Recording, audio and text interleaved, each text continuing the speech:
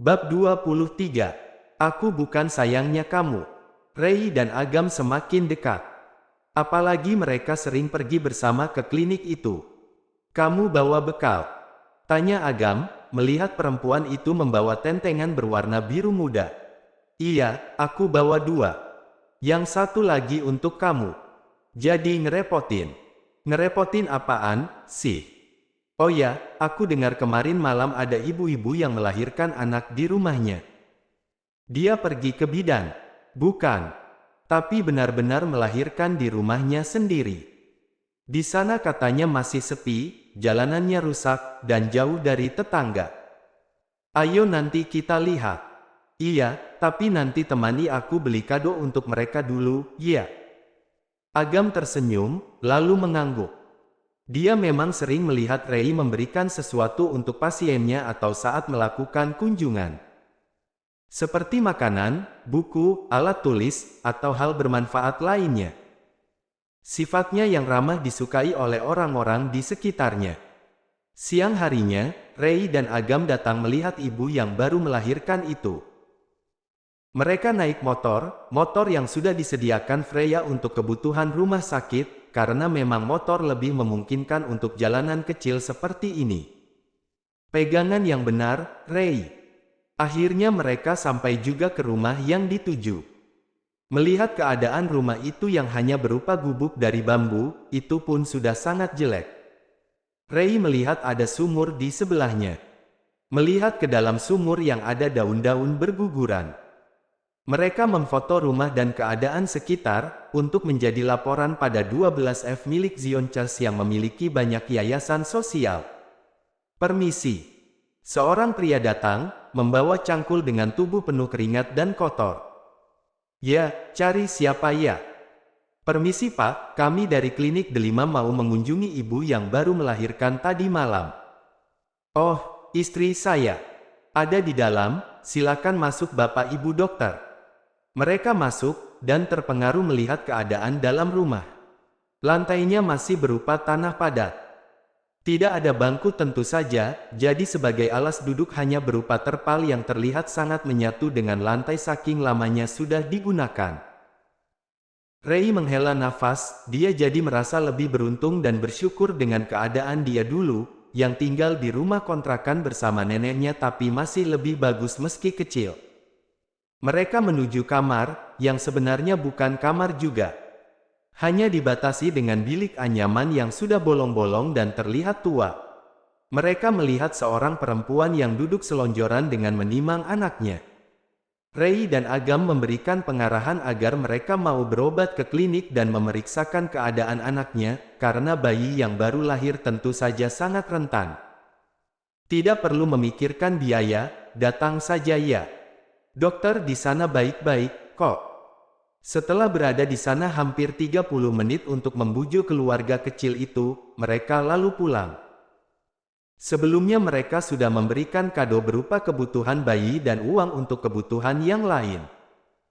Ibu menyusui tentu saja membutuhkan makanan dan minuman yang sehat agar ASI-nya juga bagus dan lancar. Mereka kembali ke klinik, dan melihat cukup banyak yang mengantri untuk berobat.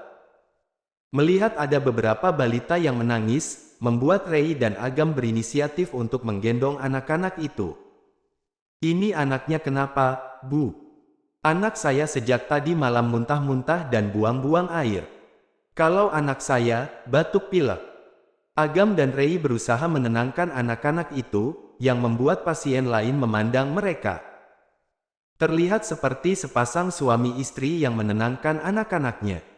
Marva yang melihat itu, memejamkan matanya. Dulu dia dan Vio juga seperti itu, menggendong Radi dan Raine saat mereka menangis dan sakit. Bagaimana jika dulu posisi Vio diganti oleh Rei? Bagaimana kalau sekarang posisi Agam diganti oleh Marva? Hari ini Rei bertugas di rumah sakit. Dia selalu satu tim dengan Agam, yang memang diatur oleh Freya.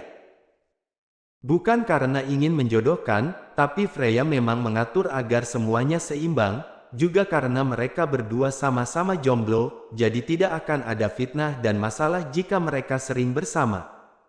Rei juga bisa pulang pergi bersama Agam.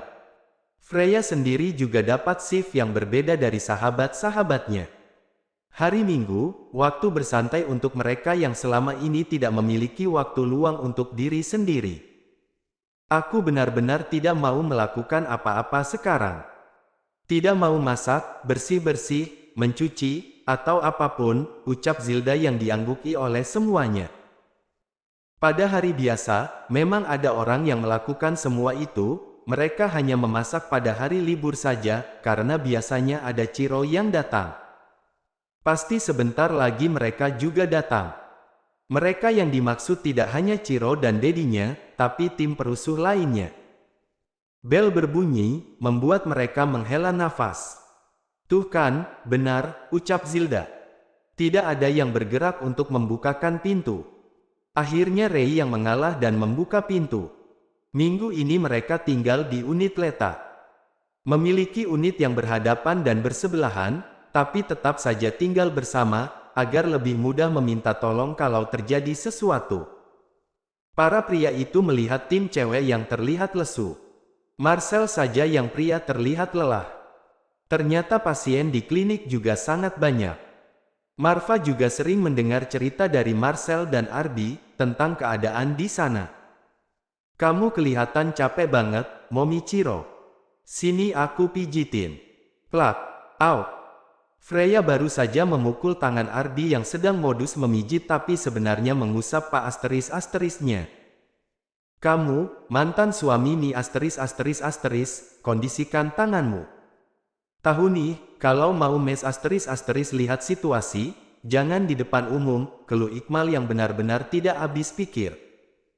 Ya sudah, ayo kita ke kamar, kan di dalam sepi. Arby hanya tertawa saja melihat tatapan kesal mereka. Si kembar yang melihat Rei juga lelah, lalu mendekati perempuan itu. Auntie juga capek. Sini kami pijitin. Mereka lalu memijit tangan Rei yang rasanya seperti sedang dielus-elus saja. Rei merasa terharu, perhatian kecil seperti itu saja sangat berharga baginya. Apa kalau Vio sakit, mereka bersikap seperti ini juga? Tentu saja, kenapa aku harus bertanya? Bagi mereka, Vio adalah ibu mereka. Padaku yang bukan siapa-siapa saja mereka perhatian, apalagi pada Vio. Besok kan tanggal merah, kita liburan yuk. Sekali-kali refreshing, ajak Marcel, yang melirik Zilda. Ayo Momi, kita liburan bersama. Para pria itu menahan senyum. Kalau Ciro yang meminta, pasti Freya akan mau. Lalu yang lain juga pasti akan ikut. Kita nginap, yuk, ajak Vian. Di mana? Tidak lama kemudian ponsel Freya berbunyi, perempuan itu langsung tersenyum. Ayo kita liburan ke sini, Miko juga mengajak ke sana sekarang. Arby langsung mendengkus, tapi mau enggak mau, ya mau juga. Radi, Raine, ke sini sebentar. Marva memanggil si kembar, membawa mereka keluar karena ada yang harus dibicarakan. Kenapa, ayah? Kalian minta izin dulu pada mama, ya. Mereka mengangguk, lalu menghubungi Vio. Kenapa sayang? Kalian jadi main bersama Ciro, kan? Jadi, ma. Tapi Ciro mengajak kami liburan bersama, menginap.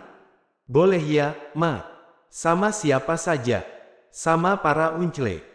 Kasihan Uncle Acel mau liburan katanya karena pusing dengan urusan dunia. Marva menahan tawanya, mendengar anak-anaknya berkata pusing dengan urusan dunia. Dia sendiri juga pusing dengan urusan hatinya. Tidak lama kemudian, saat para perempuan itu sedang menyiapkan kebutuhan mereka, Vio menghubungi Marcel. Kamu mau liburan? Iya, sama siapa saja? Ya sama yang lainnya, lah. Kamu kan tahu sendiri kami sering bersama. Freya ikut. Freya. Iya, Freya ikut enggak? Marcel yang paham situasi, langsung bilang tidak. Ya ampun, deg-degan, aku. Kenapa aku seperti orang yang sedang selingkuh dan menutupi kebenaran? Ucapnya setelah Vio menutup telepon itu. Kamu kan memang tukang selingkuh, sindir Zilda, yang sepertinya akan selalu mengingat dan menyimpan dendam kejadian masa lalu. Rei sendiri juga merasa tidak enak. Karena dia, yang lain harus ikut-ikutan bohong. Sedangkan yang perempuan juga setengah-setengah. Setengahnya mendukung kebohongan mereka demi Rei, setengahnya lagi merasa kesal karena umumnya mereka adalah kaum perempuan yang pasti akan benci dibohongi. Sudah, jangan dipikirkan, semua pasti ada positif dan negatifnya, ucap Freya yang tahu apa yang dipikirkan Rei dan teman-temannya. Mereka memang tidak bermaksud membohongi Vio seperti itu, tapi kalau Vio tahu, pasti si kembar akan dilarang pergi. Ini demi anak-anak itu, jika nanti mereka tahu yang sebenarnya, mereka bisa menilai sendiri apakah Rei selama ini memang benar-benar meninggalkan mereka atau masih tetap peduli. Di satu sisi mereka berbuat jahat pada Vio. Di sisi lainnya mereka berbuat baik pada Rei. Dan mereka ada di tengah-tengah, dan sangat sadar itu. Marva dan Arby satu mobil, tentu saja bersama anak-anak dan pasangan mereka. Pasangan. Lebih tepatnya pasangan yang tidak diakui, yang hubungannya masih abu-abu. Vio yang ada di luar negeri karena urusan pekerjaan merasa gelisah. Sebaiknya aku berhenti bekerja saja, agar bisa sering bersama anak-anak. Vio juga berpikir ingin sekali dia bisa memiliki anak sendiri, agar hubungan mereka semakin erat. Anak memang bisa mempererat hubungan orang tuanya. Apakah termasuk Rei dan Marva? Dek, jantung Vio berdetak kencang. Sudah berpisah bukan berarti tidak bisa berhubungan baik, kan? Mereka yang sedang berlibur itu akhirnya tiba di tempat tujuan. Udara sejuk langsung menyambut mereka saat turun dari mobil. Halo, para bidadariku yang cantik, sapa Miko. Hai, calon anak-anak Papi Miko, lanjutnya melihat Chiro dan si kembar. Amit-amit, ucap Arby dan Marva. Kamu amit-amit atas nama siapa? Vio atau Rei? Tanya Miko, yang mengejek. Pasti Rei, Vio kan masih istri kamu, lanjutnya. Marva mendengkus karena dia seperti terjebak dengan perkataannya sendiri. Ayah dari Radi dan Raine itu melirik Rei, yang sedang menggendong Raine yang mengantuk. Sedangkan Radi memeluk pinggangnya. Dia seperti ibu mereka. Tapi kan, dia memang ibu mereka.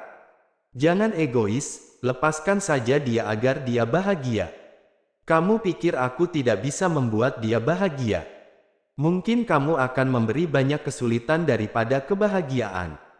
Freya sayang, kenapa kamu berkata seperti itu dan selalu singit padaku? Berani-beraninya kamu memanggil Momi Chiro sayang. Dia bukan sayangnya kamu dan kamu bukan sayangnya dia. Hanya aku yang boleh memanggil dia sayang. Aku bukan sayangnya kamu, dan kamu bukan sayangnya aku. Arby langsung cemberut mendengar perkataan Freya, yang justru terlihat menggemaskan. Chiro, pria ini sedang menikung kamu. Jangan lagi kamu dekat-dekat dengan dia. Menikung. Apa itu menikung? Tanya Chiro. Menikung itu belok, Chiro, jawab Raine yang sudah turun dari gendongan Rei. Uncle Mava belok. Hufet, maksudnya, dia mau merebut Momi dari kamu, kompor Arby. Uncle mau menikah sama Momi.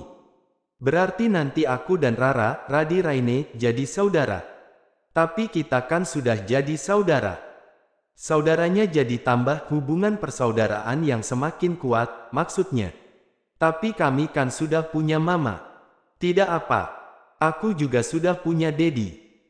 Nanti kalau Momi menikah lagi, aku punya papa, mungkin juga punya mama baru karena dedi akan menikah dengan Onti Jasmine. Dedi kan dijodohkan dengan Onti Jasmine, aku punya Momi, dedi dan papa mama. Chiro kembali kompor. Berarti mainan kita tambah banyak. Yih, asik-asik, mau. Si kembar meloncat-loncat kegirangan, kecuali Chiro yang selalu terlihat cool. Tapi aku tidak mau punya banyak mainan. Aku mau punya dede bayi yang banyak, biar tidak sepi. Radi dan Raine langsung berhenti meloncat. Dede bayi. Iya, kalau aku punya banyak dede bayi, bisa aku ajak main. Biar aku tidak kesepian lagi saat dedi kerja. Aku juga mau dede perempuan. Jangan Rain. Aku sudah punya kamu, aku mau dede laki-laki. Ya sudah, kita minta kembar saja seperti kita, satu laki-laki dan satu perempuan. Auntie Freya, ayo cepat menikah dengan ayah, dan berikan kami dede bayi yang banyak. Freya hanya meringis mendengar perkataan anak-anak itu. Tapi bukannya Momi kamu mau menikah dengan Uncle Koko? Terserah Momi mau memilih yang mana. Ada banyak Uncle yang bisa menjadi papa baru aku. Benar, ayah juga bisa memilih mau menikah dengan onti yang mana, di sini ada banyak onti. Para perempuan itu hanya bisa melotot. Memangnya mereka apa? Untung saja yang bicara masih anak-anak. Kalau tidak dengan onti Freya, bagaimana kalau onti Rei saja? Dek, jantung mereka berdetak. Kalian mau onti Rei jadi bunda kalian? Tanya Freya. Mau, jawab si kembar cepat. Anak-anak, jawab yang jujur, ya. Di antara para onti ini, mana yang kalian pilih duluan untuk menjadi bunda kalian? Ayo jawab yang jujur. Ucap Freya lagi. Tidak apa, jawab saja. Jangan takut, tidak akan ada yang marah, kok. Auntie Rei. Freya tersenyum puas. Nanti kalau mama kalian marah bagaimana? Ngumpet-ngumpet saja. Kami juga suka ngumpet-ngumpet kalau membawa jajanan dari luar, karena kalau ketahuan Eyang nanti bisa diambil. Rain, kamu baru saja membongkar rahasia kita. Jangan bilang-bilang pada Eyang, kakek, nenek, mama dan papa kalau kami suka jajan dan dibawa pulang. Tapi ayah kalian sudah mendengar. Ayah, si kembar menatap takut pada Marva. Ayah enggak akan bilang-bilang. Terima kasih, ayah. Jadi kapan ayah mau menikah dengan onti Freya? Biar kami bisa bawa Ciro pulang setiap hari. Marva dan Ardi mendadak sakit kepala, sedangkan yang lain hanya tertawa. Apalagi Miko yang tertawa paling keras. Iya. Di sekolah, teman-teman kami selalu saja pamer kalau mereka punya adik baru. Ciro tidak suka karena mereka sombong. Ciro juga mau punya dede bayi. Iya. Auntie Freya bisa memilih mau menikah sama siapa, kemudian ayah juga bisa memilih yang lain kalau ditolak sama Momi Ciro. Mulut Ardi sudah komat kamit seperti membaca mantra kutukan dan matanya menatap tajam Marva, seolah dengan tatapan itu Marva bisa berubah menjadi batu yang bisa langsung dia cemplungkan ke dalam empang. Suasana pedesaan yang masih asri ini memang benar-benar cocok untuk mereka yang ingin berlibur dari aktivitas yang melelahkan di tengah kota besar. Ayo kita ke kebun, sepertinya menyenangkan. Di sini ada air terjun, kita ke sana saja, ajak Miko. Kamu tahu dari mana tempat ini, kok? Kalau ada lagi tempat yang seperti ini, aku mau dong membelinya. Tempat ini bisa menjadi milik kamu kalau kita sudah menikah nanti, Hani.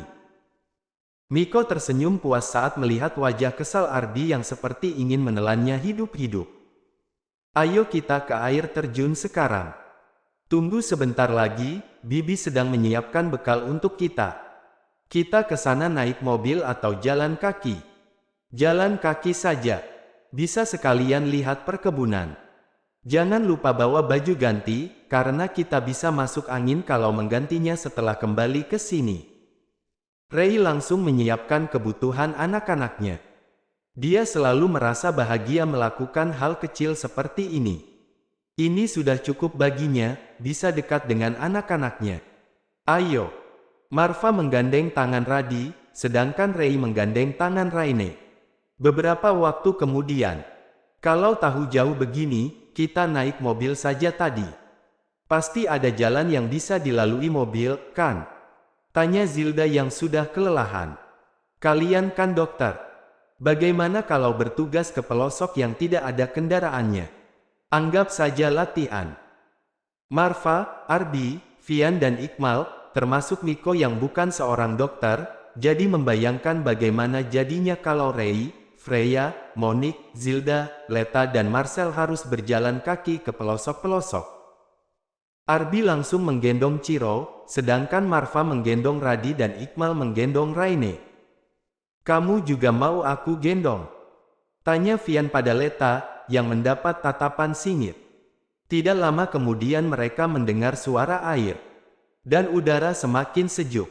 Para perempuan itu langsung berlari ke arah air terjun. Jangan lari-lari, nanti kalian jatuh. Ketiga anak itu juga langsung turun dari gendongan mereka. Membuka sepatu dan memasukkan sedikit kaki mereka. Apa ini dalam? Tanya Raine. Kalian tunggu dulu. Marva langsung menceburkan dirinya setelah melepas sepatu. Ayo, kalian bisa ke sini. Mereka lalu mendekati air terjun, setelah memastikan semuanya aman.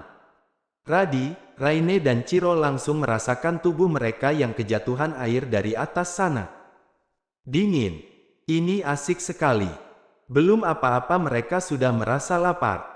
Ada banyak bekal makanan dan minuman yang dibawa.